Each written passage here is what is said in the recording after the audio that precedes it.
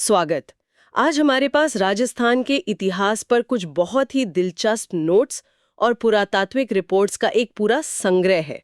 और जब हम राजस्थान के बारे में सोचते हैं तो आमतौर पर क्या याद आता है? किले, महल, रजवाड़ों की कहानियां। लेकिन ये नोट्स हमें उससे भी हजारों साल पीछे ले जा रहे हैं, उस दौर में जब रेगिस्तान की रेत के नीचे पूरे के पूरे शहर बसते थे। तो आज हमारा काम है इन खंडहरों से कहानियों को खोजना, ये समझना कि ये कौन लोग थे, ये कैसे रहते थे और उनकी दुनिया आज हमारे लिए क्या मायने रखती है। तो चलिए इन पुराने नक्शों और खुदाई की रिपोर्ट्स में गहरी पड़ताल शुरू करते हैं।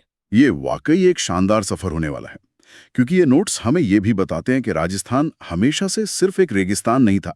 ये तो संस्कृतियों का एक ऐसा चौराहा था जहां सिंधु घाटी के शहरी लोगों से लेकर तांबे के कारीगर और मौर्य साम्राज्य के भिक्षु सबने अपनी छाप छोड़ी है। और हर स्थल की, हर जगह की अपनी एक अलग ही कहानी है। तो फिर कहानी की शुरुआत कहाँ से करें?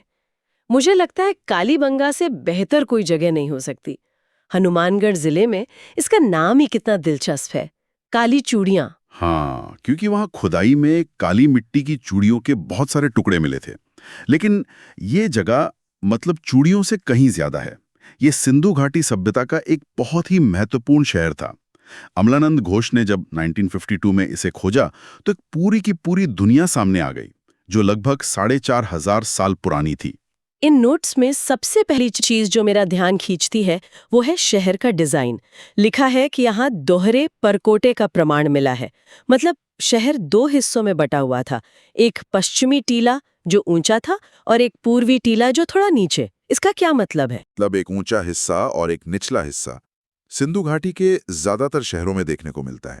इससे साफ पता चलता है कि उनकी टाउन प्लानिंग कितनी जबरदस्त थी। ऊंचे हिस्से को दुर्ग या गढ़ी कहा जाता था और ये शायद एक तरह का प्रशासनिक केंद्र था। हो सकता है यहाँ शासक वर्ग या पुजारी रहते हों। और निचले हिस्से में आम लोग। हाँ, निचले हिस्से में आम लोग, कारीगर और व्यापारी। ये एक तरह का सामाजिक वर्गीकरण दिखाता है जो हमें उस समय के समाज को समझने में मदद करता है। ठीक है, तो ये एक बेहद व्यवस्थित शहर था। पर एक खोज है जिसने मुझे सच में हैरान कर दिया। दुनिया के सबसे पुराने जुते हुए खेत का सबूत। मतलब ये सिर्फ अनाज उगा नहीं रहे थे, बल्कि बाकायदा प्लानिंग से खेती कर रहे थे, आज से 4,500 साल पहले। बिल्कुल। और ये कोई साधारण खेत नहीं था। उस खेत के निशान बताते हैं कि वे एक ही खेत में एक साथ दो फसलें उगाते थे। जैसे आज भी चना और सरसों एक साथ बोया जाता है। अच्छा। हाँ, इसका सीधा मतलब है कि उनके पास अतिरिक्त अनाज होता होगा, और जहां अतिरिक्त अनाज होता है वहीं व्यापार, कला और एक जटिल समाज के विकास की गुंजाइश बनती है। यह एक छोटी सी खोज हमें उस पूरी सभ्यता की आर्थिक नींव की कहानी बताती है। कमाल है। और उनकी धार्मिक प्रथाओं के बारे में क्या? यहाँ लिखा है कि एक लाइन में 7 अग्नि वेदिकाएं या हवन कुंड मिले हैं। क्या इसका मतलब है कि वो किसी तरह के अग्नि पूजक थे? ये एक बहुत मजबूत संभावना है।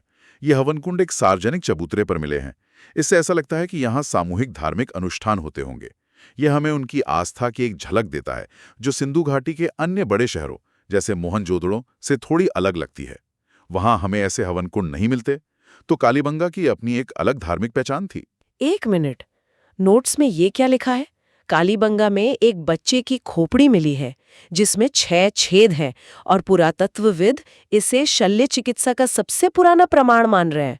ये तो सुनने में अविश्वसनीय लगता है। और इस पे विशेषज्ञों में काफी बहस भी है। लेकिन जिस सटीकता से ये छेद किए गए हैं, उससे लगता है कि यह कोई हादसा या चोट नहीं थी। एक थ्योरी यह है कि शायद सिरदर्द या किसी मानसिक बीमारी के इलाज के लिए दिमाग पर पड़ रहे दबाव को कम करने की ये एक प्राचीन कोशिश थी, जिसे ट्रेपिनेशन कहते हैं।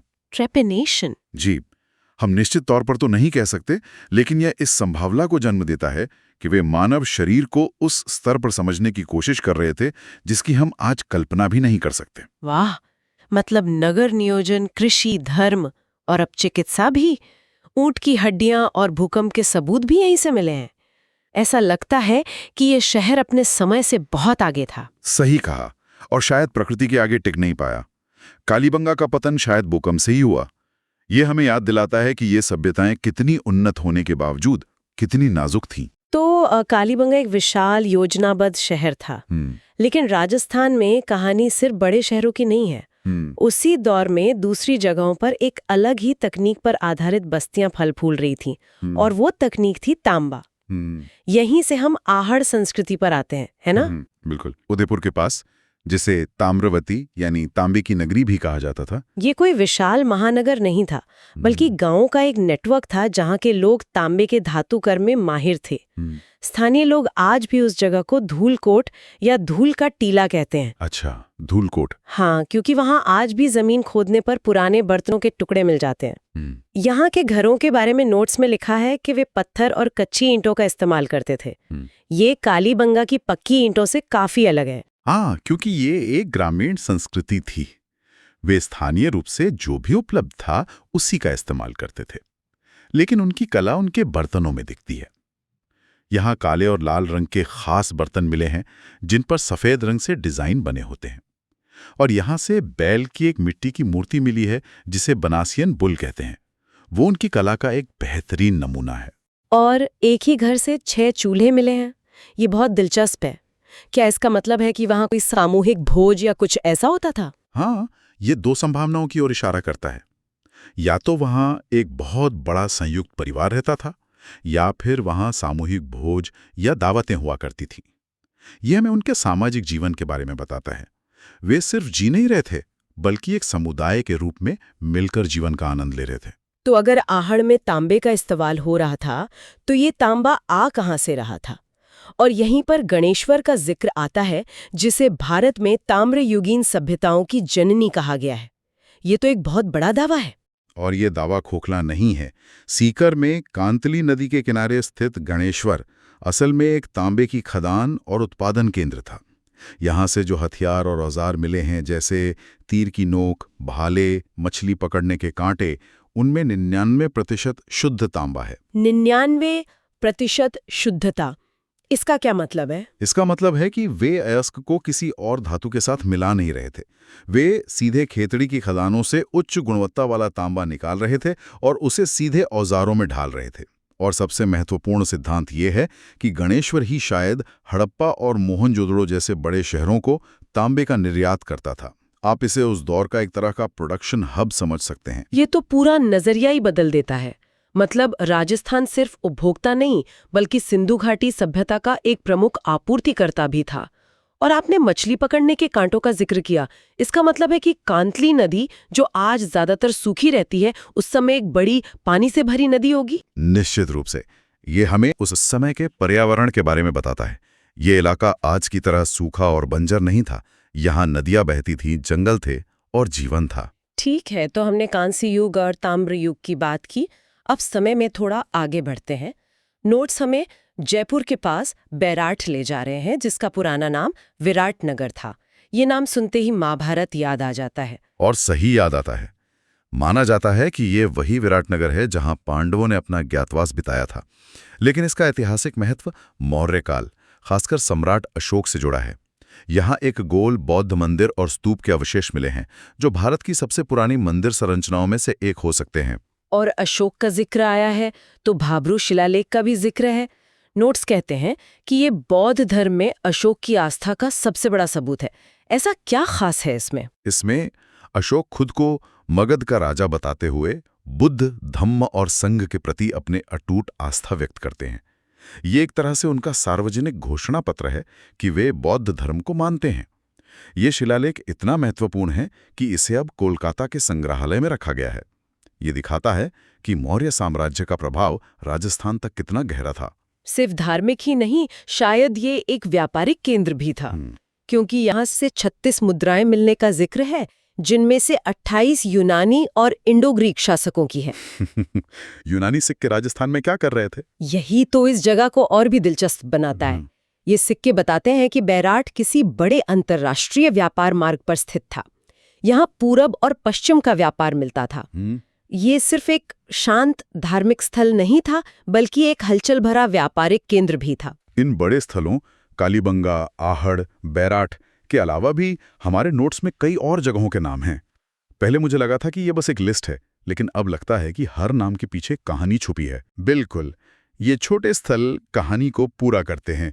जैसे भीलवाड़ा में बागोर है, जहां से भारत में पशुपालन और कृषि के कुछ सबसे पुराने, लगभग 7,000 साल पुराने सबूत मिले हैं। 7,000 साल। हाँ, ये हमें पाषाण काल के जीवन की एक झलक दिखाता है। और बालाथल का जिक्र भी है, और वहां एक बहुत ही चौंकाने वाली खोज हुई है, कुष्ठ रोग का सबसे पुराना प्रमाण। जी, ये मेडिकल इतिहास के नजरिए से एक बहुत बड़ी खोज है। 4,000 साल पुराने कंकाल में इस बीमारी के निशान मिलना हमें बताता है कि ये बीमारियां कितनी प्राचीन हैं। साथ ही ये सवाल भी खड़ा करता है कि उस समाज में बीमार लोगों के साथ कैसा व्यवहार होता था। ये एक कंकाल हमें उनके सामाजिक ताने बाने के बारे में सोचने पर मजबूर कर देता है। और एक और जगह है जोधपुरा, जयपुर के पास। यहाँ लोहा गलाने की भट्टियां मिली हैं, मतलब यहाँ लौह युग की शुरुआत के सबूत हैं।